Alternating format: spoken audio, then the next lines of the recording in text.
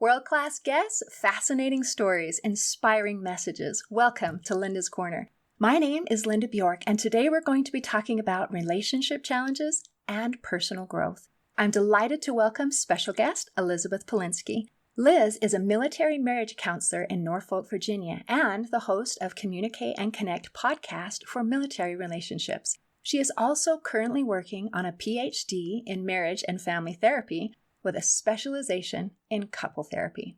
You can reach Liz at her website, communicateandconnectpodcast.com, where she offers a free relationship email course, and I'll include a link in the description. Welcome, Liz. I'm so glad that you could join with me today. Yeah, thank you. I'm excited to be here. I am so grateful to have you here.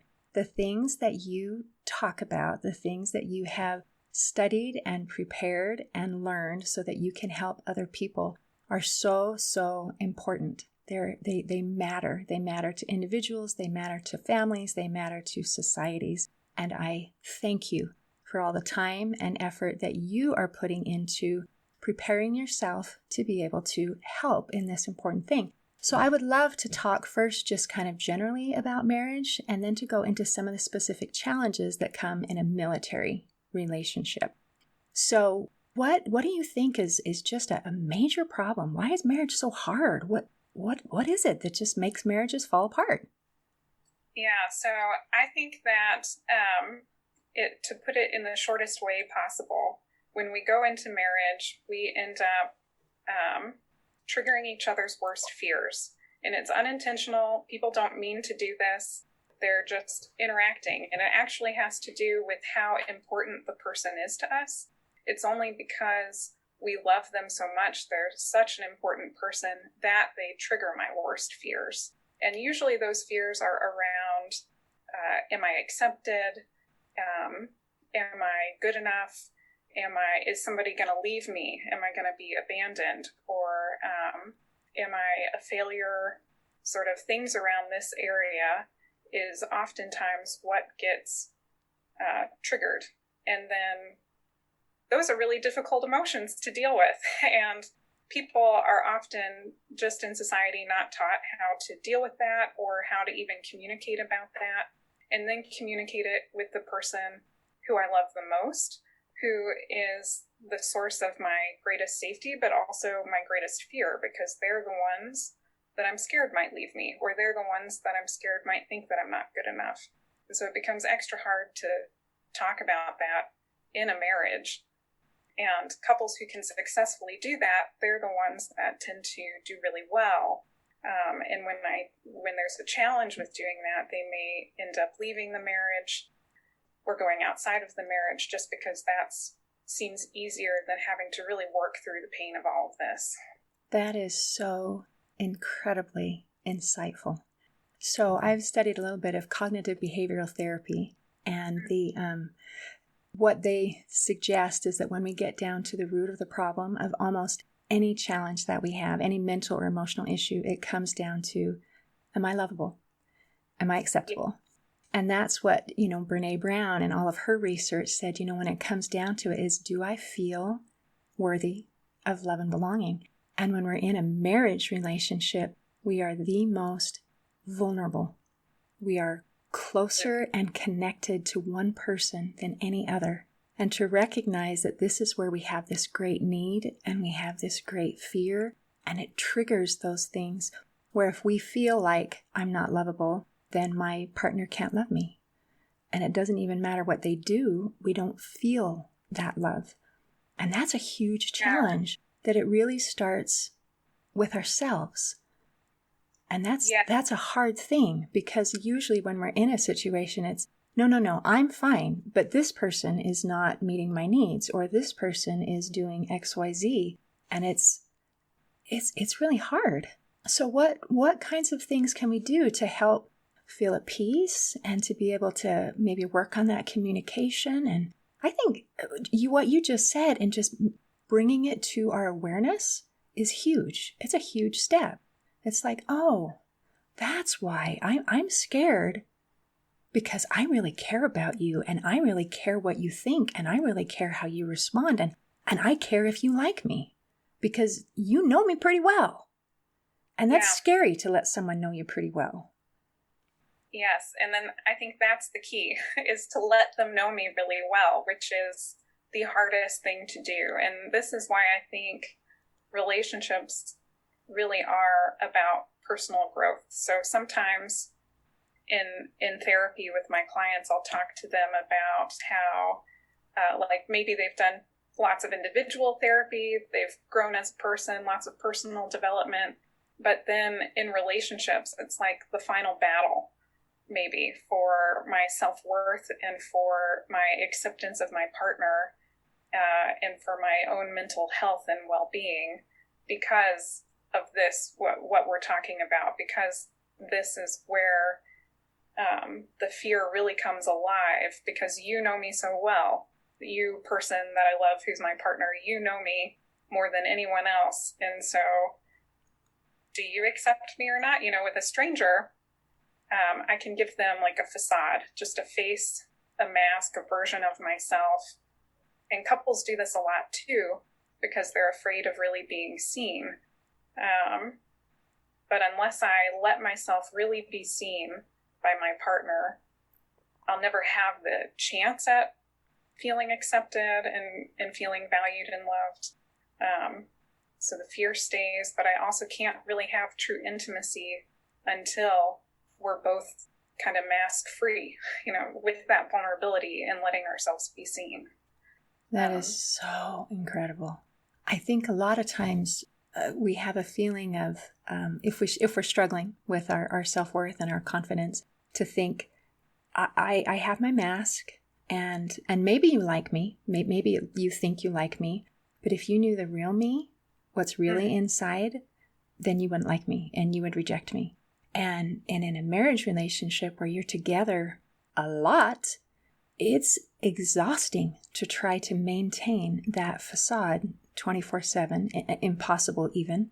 And that's so scary when you think, if you knew the real me, what's really in here, my weaknesses, because I have them, because we all do, then you'll reject me. How do we start that conversation? How do we even broach this subject? Because, I mean, that's scary territory. It is very scary territory. I usually tell people, like, let's go from the shallow end of the emotional pool towards the deep end. We don't have to jump into the deep end right away. Oh, thank you. Okay, so what's shallow? Where's some shallow water where I can... Shallow might be saying, like, I do get angry and critical when I feel like you don't care. That maybe is more on a shallow type of end versus just now in this conversation, I felt like I wasn't good enough and that maybe you would never accept me. Like, that would be a really deep end type of statement to have. And so I think what you said actually a few moments ago, maybe the first step is even just bringing it into awareness, because you're right, couples do start off, and it's because it's so painful. Deep down at the core, it is really a very scary, painful thing to think I'm not going to be loved or accepted. And so it's so much easier emotionally to say, no, the problem's not with me, you must be the problem. Definitely. Yeah, so the first step, I think, always, maybe for any type of personal development or any therapy or anything really, is just increasing my emotional awareness and what is going on inside of me, trying to shift the focus from what is my partner doing wrong or what are they not doing enough of, to, okay, regardless of what they're doing, what is it bringing up inside of me that is challenging to work with? I think that's a beautiful place to start. And I think a lot of times as we're coming into a situation, these kinds of deep introspection, we don't have the answers. It's like, when you do this, I feel this way. Why? I have no idea. I have no idea why. I just know that when this happens, I get this response. And so to be able to do that personal development and say, okay, why? Why do I have this response? Where is this coming from? I think that life is lived forward, but it's understood backwards. Sometimes we have to look back and find out, okay, where is the source of this? This is triggering me. and I don't know why. And sometimes that's scary because maybe it came from something bad that I don't want to remember. I tried to forget it because I didn't want to think about it when it was happening. So this is deep stuff, but I do agree that it really starts with us. Sometimes we hope that there's the pieces that are missing in us that someone else is magically going to fill, and then everything is going to magically resolve. And unfortunately, we really find ourselves disappointed when that is the expectation, because it doesn't work that way. Yeah, I think that is, especially in the first few years of marriage, like that's what people are kind of learning. So kids are a whole nother thing. Like when people first have children, that has its own stressors and challenges for couples. But let's say they wait a couple years to have kids. A lot of the challenges in early marriage are about what you just said. I had this dream that you were going to make me feel a certain way, that we were going to have this certain type of life, that I would finally feel completely loved and accepted, and I wouldn't have to be longing for this anymore, but I still do long for it. I still do want to know that I'm accepted and loved, and I get scared that maybe you don't feel that way. That's a lot of what I think people are navigating, especially in those early years, is it doesn't quite fit what I had in my mind. What marriage Definitely. I would say unmet expectations. And sometimes we have to take a look at what our expectations are, and was that a realistic expectation? Because unmet expectations really hurt. Yes. Yeah. Yeah, and that's one that I don't even know how many people are aware that they have an expectation like that. Right, because it's so obvious that everyone would know that. Right. It's like, why don't you get that this is what I want? Because it's so obvious. When it isn't obvious. It really isn't. And we can't expect our partner to be a mind reader. And that's really frustrating. Sometimes we think, well, I don't know what's wrong with me, but you should, which is really a high expectation. And that's probably not going to happen. To add to that, I would say there seems to be associations. So maybe it's like, I don't know, you making breakfast on Saturday mornings. Like, that would make me feel really loved. I'll just throwing out an example here, but then if they don't make breakfast, it's not that they don't love you, but then something like that might trigger those fears, those deep fears that I have about being lovable. And even though my partner does love me, they didn't do what in my mind thought was the proof for love. That is a huge issue. Ooh, let's talk about making breakfast on Saturday morning for a few more minutes then. So if I wanted my husband to make me breakfast on Saturday morning, because that would make me feel loved, I would have a much greater chance of that happening if I asked him to do it and said, hey, it would make me feel so loved if you would make me breakfast on Saturday morning. It might happen, or it's possible that it still doesn't happen, but I think the chance is going to be much greater than if I just hoped for it, wished for it, and said, if you loved me, then you would know that you should make me breakfast on Saturday morning, because obviously that is what a good husband does. So I would recommend, and I maybe you're on board, that if you do want something, then having that communication and asking for it. And I think also the way we ask is really important. So if it's, I would love it. It would make me feel so happy and so loved, versus, how come you never da-da-da-da and da-da-da, that is all of a sudden shields up. Not doing that. Yeah, absolutely. Yeah, criticism, which is what I would consider that second type of response. Why didn't you do this? Don't you care about me? Type of thing, is actually one of the 4 communication patterns that predict divorce later down the road. And so it's really important that, and it requires vulnerability. If we went back to the vulnerability, to even say, this is something that would make me feel really loved, I have to take off the mask to say something like that. Or to even say, you didn't make breakfast, you went out and played golf, or you did your own thing, instead. And that really hurt. It made me feel this way. Like it all kind of circles back around to, I have to let myself be seen in order to even make a request like that. But you're right. It does, like, I have to talk about me instead of talking about you.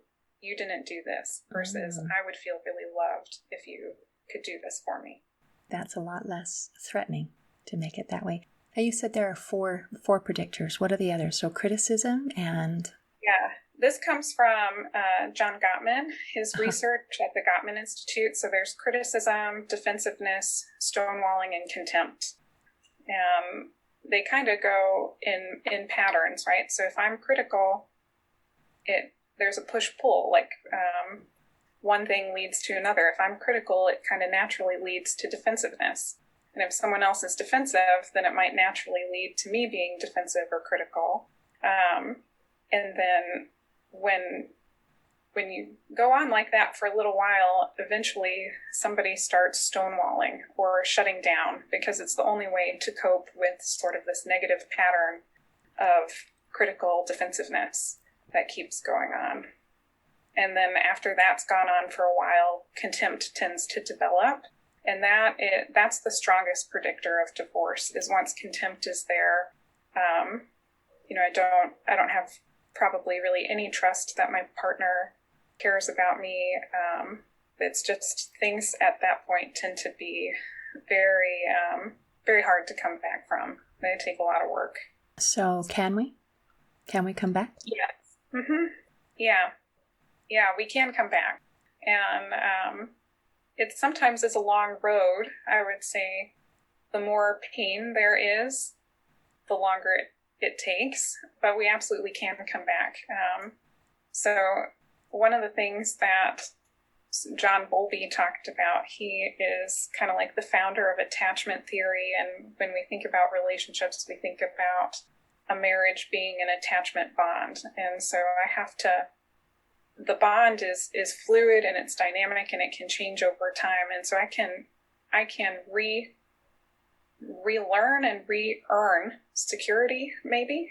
I can create a new dynamic with my partner. But again, it will require taking off the mask, talking about my vulnerable feelings, and working through both people's vulnerable feelings to get to that place of feeling secure again. So even if I'm in a place where I'm in a miserable marriage and I feel utter contempt for my spouse, there is a possibility that with some work and effort, we can fix it to a place where I am happy and I feel safe and I feel loved. Is that what you're saying? Yes. Yeah. Good. Yeah. As long as both people want to make that happen. Right. Okay. So let's talk about what can we do if our partner is not interested in counseling? What can we do to make the marriage better? I think sometimes we think, well, if he won't do or she won't do couples counseling with me, then there's no hope and it's over. So is there something that we can do in the meantime, maybe before they're ready? Yes. Yeah. So I'll go back to the idea of sort of a push-pull. Like if we had a rope between us and I'm pulling on it, you'll move, unless you're stronger than me. And if you pull, I'll move, right? We go back and forth. Or maybe a seesaw is a better example, but when one person changes, it impacts the other person. And so just me focusing on me being more vulnerable, me focusing on getting more awareness into why I interact in my marriage the way that I do, taking off my mask, it is an invitation for them to do the same. And even if for whatever reason they can't take off their mask, they will likely be responding to me differently because I have changed how I'm interacting with them. Okay. And that sounds so scary when you talk about, here I am, I'm in a situation where I'm feeling unsafe and I need to be vulnerable. So I might maybe even tweak that just a little bit and say, as we're working on our personal development, perhaps the first person I can be vulnerable to is myself, and Yes. say, let me become aware of what's going on in my head and figure myself out before I'm ready to share this with my partner. Let me put myself in a good place, at least a better place than I was yesterday, and then start from there. I would not feel comfortable as a first step just saying, "Blah, here I am." Right. And that's probably not a wise thing to do either, because maybe, again, like go shallow, then to the deep end. I have to first feel safe enough. Yeah, give me the kiddie pool, like that 2-inch little splash pool thing for a minute here until I feel safe. Exactly. I can't go deeper. My body actually won't let me do that because I don't feel safe. I have to have safety first before I can be more vulnerable.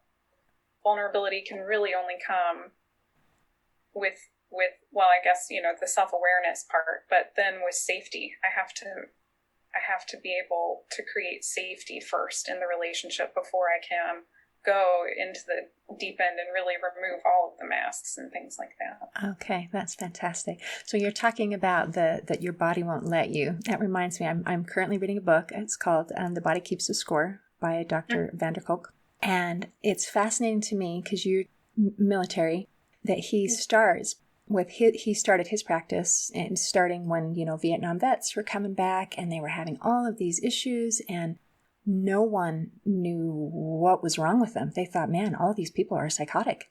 And that was kind of the only diagnosis they had. That the term PTSD didn't exist back then. They didn't realize that there was any connection whatsoever. And they didn't really understand anything about, sexual trauma. They didn't understand that there was a response in the body to trauma. And so I read that you specifically trained in working with things like PTSD and sexual trauma and these kinds of things. And first of all, I am so grateful on so many levels. I am grateful that we've come so far, that we don't just say, oh, you guys are just all crazy. It's, oh, you have gone through hard things and it has affected you to the core, your body, your mind, your spirit. So now that we have a better knowledge base, I appreciate that you have been studying that so that you can apply that knowledge and help people. Because I don't think it's helpful when someone's gone through something horrible to then label them as, well, you're just crazy, or nothing we can do for you. So what kinds of things, extra things can you do to help someone who's been through any of those kind of traumatic situations? Yeah. So you're right, we have come a really long way, and PTSD is actually treatable. So I like to use this it is really exciting. It is really exciting. I like to use this analogy sometimes of like a medical thing. If I get a cold, I'm sick for a little while and then I won't be sick anymore. Some things last longer than others, and some things are more lifelong, like diabetes maybe is something that has to be managed the rest of your life. PTSD is not that way. PTSD can be treated, and you can have a life without PTSD symptoms. Not that the trauma doesn't hurt or isn't impacting you, but you do not have to live with PTSD. That is completely treatable today because we've come so far. And actually, couples therapy is really a great type of therapy for PTSD, because one of the side effects of PTSD is that it really pulls me away from my relationships. It does impact my sense of self-worth. There tends to be a lot of guilt around the trauma, feelings about, am I good enough? Am I not good enough? And my marriage relationship actually can be a really big resource for healing the trauma and what happened and how that impacted my view of myself, as well as how I view the world. And do I view the world as safe or not? My partner can be a place of safety for me. And so, yeah, there are definitely very good and strong, and probably the gold standard treatments are individual counseling for PTSD. That would include cognitive processing therapy for PTSD, which I do, and then there's prolonged exposure and EMDR. Those are kind of the top three that are well researched right now. And but there are some couple therapies that are specifically designed for working with couples where one or both have experienced traumatic events and are dealing with the after effects of that. So I think I got a little off track, but no, I didn't. I didn't. I thought that was a great answer for. So those are some of the treatments that are available. I think to me, one of the most exciting things you said is this is treatable. This is absolutely treatable. I think having hope is so important, because when you're feeling like I am miserable, there is something deeply, deeply wrong. And when someone says someone else has been there and we know how to help you and we can get you out, then it feels like your example of the cold. It's like, I have a cold. I don't have cancer. This isn't going to kill me. Yeah. This is something that I can get through, and I can be healthy again, and I can be okay. And I don't think you can go through a traumatic experience without it changing you. But from all the things that I've researched, as we try to take the emotion in the experience and take that emotion and remove it, it doesn't mean you're going to forget the experience, but it won't bring up all of that trauma and all of those negative feelings. It will just be, yes, this happened. And then in a way that actually helps strengthen you so that you can help the next person on that path of life and say, oh yes, I understand, because I've been through that, and you can be okay. So we can, as we go through that healing process, I think it can help us. Well, obviously it can help us, but then in addition, if we choose to, we can also use that. It qualifies us to help the next person down the road. Yeah, that's something called post-traumatic growth. A lot of people find that as part of their own healing, and as they heal, they experience personal growth. And that leads naturally to them being able to help other people, which adds another layer of their own healing and their own growth process to then help other people who've experienced the same things. Right. It almost gives a little bit of purpose to our pain, where it doesn't just feel like this pain was for no reason. I mean, it doesn't mean it was good, but there can still be something good that can come out of it. And that's, I think, very empowering. Yeah, I agree. Yeah, I really agree. Yeah, and I think a lot of people, there are a lot of people who experience traumatic events who maybe don't have PTSD. A traumatic event can impact somebody in a number of ways. And there are so many types of traumatic events that people can experience in their life, from abuse to car crashes, to plane related incidents. Just so many types of traumas that don't always necessarily lead to PTSD, but where, again, the relationship could be a way of healing, of bringing safety back and healing how I think about myself and how I view other people and my safety in the world. But the first step is that self-awareness piece of my own emotions, and sitting with my own emotions, and how what's happening around me is bringing up things on the inside.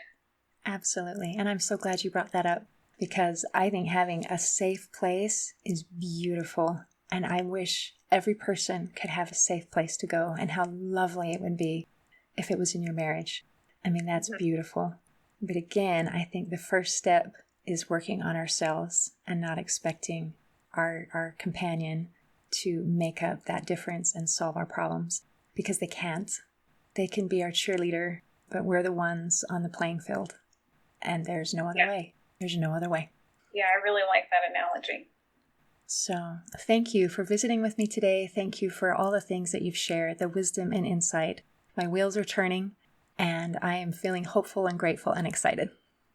Yeah, thanks for having me. It has been a pleasure. In closing, I'd like to share a quote by the ancient Greek philosopher Epictetus. He said, "We have 2 ears and 1 mouth so that we can listen twice as much as we speak." Today, I invite you to improve your communication by listening to what is being said and also to pay attention to what is not being said. See you next time on Linda's Corner.